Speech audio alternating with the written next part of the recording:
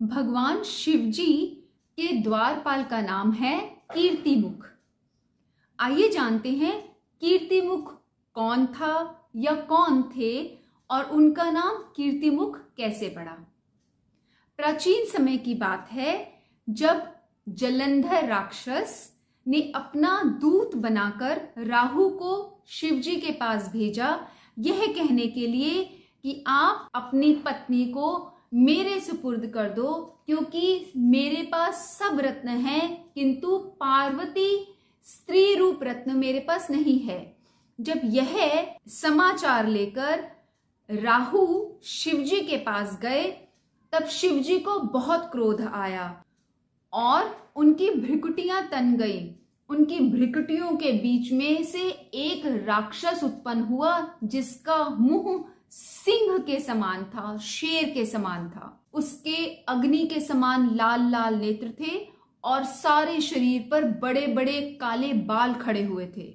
जैसे ही वह राक्षस उत्पन्न हुआ वह राहु को खाने के लिए आगे बढ़ा, किंतु राहु डर गया और उसने हाथ जोड़कर शिवजी से प्रार्थना की कि हे देवों के देव महादेव, मैं तो खाली दूत हूं, मुझे तो जलंधर राक्षस ने आपके पास दूत बनाकर भेजा है और दूत को मारना कदापि उचित नहीं है, इसलिए आप मेरी भूल क्षमा कीजिए और कृपा करके मुझे मत मारिए।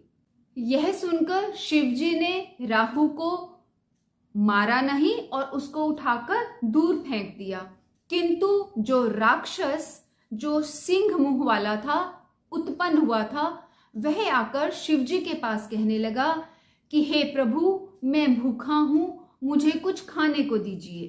तब शिवजी ने कहा कि तुम अपने हाथ पैरों को खा जाओ। शिवजी की आज्ञा पाकर उसने अपने हाथ पैरों सहित अपने सारे धड़ को खा लिया। अब सिर्फ उसका मुख ही शेष था। यह देखकर शिवजी को बहुत प्रसन्नता हुई और शिवजी ने उससे कहा कि तुमने मेरी आज्ञा का पालन किया है, इसलिए तुम्हारा नाम कीर्तिमुख होगा और मैं तुम्हें अपना द्वारपाल नियुक्त करता हूं। पहले तुम्हारी पूजा होगी, बाद में मेरी पूजा होगी। तुम्हारी पूजा के बिना मेरी पूजा करना निष्फल रहेगा।